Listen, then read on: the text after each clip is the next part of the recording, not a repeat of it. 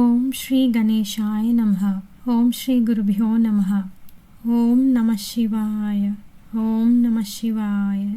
ఓం నమః శివాయ. కార్తీక మాసం శివుడికి ఎంతో ప్రీతిపాత్రమైన మాసం.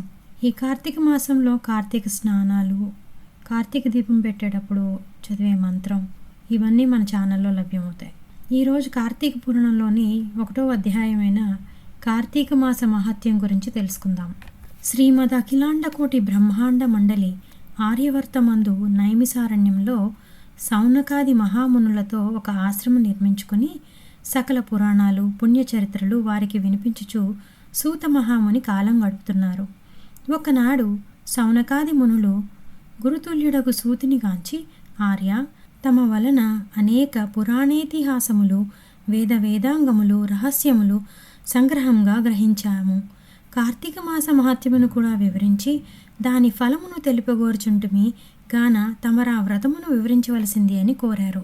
అంతా ఆ సూత మహర్షి, ఓ మునిపుంగువులారా, ఒకప్పుడు ఇదే కోరికను నారదుడు సృష్టికర్తయ్యకు బ్రహ్మను కోరుకొనగా బ్రహ్మదేవుడు అతనికి విష్ణుమూర్తి లక్ష్మీదేవికి సాంబశివుడు పార్వతీదేవికి తెలియజేసిన విధముగా ఆ గాథను వినిపించెదను. అట్టి పురాణ కథను మీకు తెలియజేసేదను. ఈ కథ వినుట వలన మానవులకు ధర్మార్థములు కలుగుటయేగాక ఇహమందును పరమందును సకలైశ్వర్యములతోనూ తొలతూగుదురు. కావున శ్రద్ధగా వినండి అని ఇట్లు చెప్పాను.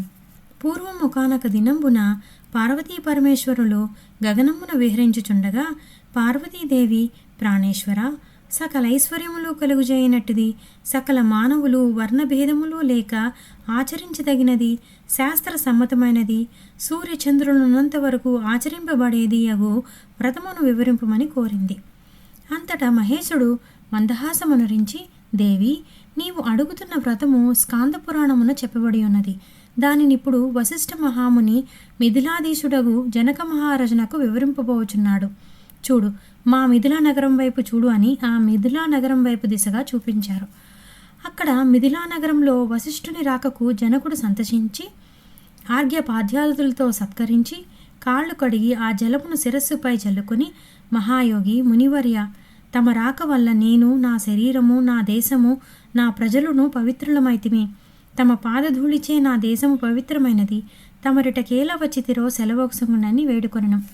అందుకు వశిష్ఠుడు, జనక మహారాజా, నేనొక మహాయజ్ఞము చేయ తలపెట్టిదని, దానికి కావలసిన అర్ధబలము అంగబలము నిన్నడిగి క్రతువు ప్రారంభింతుమని నిశ్చయించి ఇటు వచ్చాను అని పలుకగా, జనకుడు, మునిచంద్రమ, అటులనే ఎత్తును స్వీకరింపుడు. కానీ చిరకాలము నుండి నాకొక సందేహము కలదు. తమ ఊటి దైవజ్ఞులను అడిగి ఆ సంశయము తీర్చుకోదలిచినది. నా అదృష్టము కొలది ఈ అవకాశం దొరికినది. అది ఏదనగా, సంవత్సరంలో గల మాసములలో కార్తీక మాసమే ఏలా అంత పవిత్రమైనది? ఆ కార్తీక మాసము గొప్పతనమేమి అను సంశయము నాకు చాలా కాలము నుండి ఉన్నది. కావున తాము కార్తీక మహత్యమును గురించి వివరించవలసింది అని ప్రార్థించను. వశిష్ఠ మహాముని చిరునవ్వు నవ్వి, రాజా, తప్పక నీ సంశయమును తీర్చగలను. నే చెప్పబో వ్రత కథ సకల మానవులు ఆచరించదగినది, సకల పాపహారమైనది. ఈ కార్తీక మాసము హరిహర స్వరూపము. ఈ మాసమునందు ఆచరించు వ్రతము యొక్క ఫలితం ఇంతని చెప్పవలనవి కాదు, వినుటకు కూడా ఆనందదాయకమైనది. అంతేగాక వినినంత మాత్రముననే ఎట్టి నరక బాధలు లేక ఇహమందును పరమందును సౌఖ్యమును పొందురు. నీ బోటి సజ్జనులు ఈ కథను గురించి అడిగి తెలుసుకొనుట ఉత్తమమైనది. శ్రద్ధగా ఆలకింపు అని ఇట్లు చెప్పసాగెదను. కార్తీక వ్రత విధానము. ఓ మిథిలాధీశ్వర, జనక మహారాజా, ఏ మానవుడైనను ఏ వయసువాడైనను ఉచ్చ నీచ అనే భేదము లేక కార్తీక మాసంలో సూర్యభగవానుడు తులారాశి యందుండగా వేకువజామున లేచి కాలకృత్యములను తీర్చుకొని స్నానమాచరించి దానధర్మములు దేవతా పూజలు చేసినచో దాని వలన అగణిత పుణ్యఫలము లభించును. కార్తీక మాస ప్రారంభము నుండి ఇట్లు చేయొచ్చు. విష్ణు సహస్రనామార్చన, శివలింగార్చన ఆచరించుము. ముందుగా కార్తీక మాసమునకు అధిదేవతయగు దామోదరునికి నమస్కరించి, ఓ దామోదర, నేను చేయు కార్తీక వ్రతమునకు ఎట్టి ఆటంకములు రానియక నన్ను కాపాడుము అని ధ్యానించి వ్రతమును ఆరంభించవలెను. ఇక కార్తీక స్నాన విధానం గురించి తెలుసుకుందాం. ఓ రాజా, ఈ వ్రతం ఆచరించు దినములలో సూర్యోదయమునకు పూర్వమే లేచి కాలకృత్యములు తీర్చుకొని నదికి పోయి స్నానమాచరించి గంగకు, శ్రీమన్నారాయణకు, పరమేశ్వరునకు, భైరవునకు నమస్కరించి సంకల్పము చెప్పుకొని మరలా నీట మునిగి సూర్య భగవానునకు ఆర్ఘ్యపాదమొసంగి పితృదేవతలకు క్రమ ప్రకారముగా తర్పణములొనర్చి గట్టుపై 3 దోసిళ్ల నీళ్లు పోయవలను. ఈ కార్తీక మాసములో పుణ్యనదులైన గంగ, గోదావరి, కృష్ణ, కావేరి, తుంగభద్ర, యమున మున్నగు నదులలో ఏ ఒక్క నదిలోనైనను స్నానమాచరించిన ఎడల గొప్ప ఫలము కలుగును.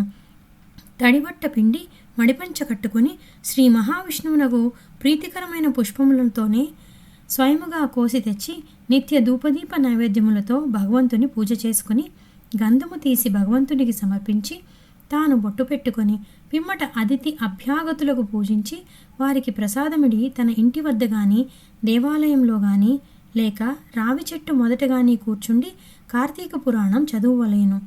ఆ సాయంకాలము సంధ్యావందనం ఆచరించి శివాలయము ముందు కానీ, విష్ణువాలయము ముందు కానీ, లేక తులసికోట వద్ద కానీ దీపారాధన చేసి శక్తిని బట్టి నైవేద్యము తయారు చేయించి స్వామికి సమర్పించి అందరికీ పంచిపెట్టి తర్వాత తాను భుజింపవలను.